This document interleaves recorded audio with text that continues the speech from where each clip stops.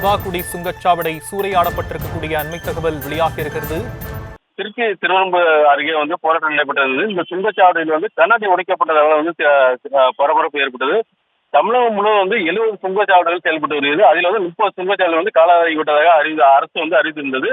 இருந்த போதும் மத்திய அரசு அந்த சுங்கச்சாவடி மூடாமல் அதாவது கட்டணம் வாங்கியிருந்தா குற்றச்சாட்டு இருந்த நிலையில் 9 சுங்கச்சாவடி மட்டுமே செயல்பட வேண்டும் என, புதிய சுங்கச்சாவடியை திறக்கக்கூடாது என, சுங்கச்சாவடி அதிக கட்டணம் வசூலிக்க கூடாது என்று உள்ளிட்ட பல்வேறு கோரிக்கைகளை வலித்து விக்கிரவாண்டி, பரந்தூர், மதுரை உள்ளிட்ட 7 சுங்கச்சாவடி முற்றுகையிட்டு போராட்டம் நடத்தி வந்தேன். இந்த நிலையில் இந்த திருவனந்தபுரம் சுங்கச்சாவடியில் போராட்டம் நடத்தி வந்த நிலையில் அங்க சுங்கச்சாவடியில் கண்ணாடிகள், அதாவது போராட்டத்தில் ஈடுபட்டவர்கள் கண்ணாடி உடைக்கப்பட்டதால் அந்த பகுதியில் பரபரப்பு ஏற்பட்டது சார்.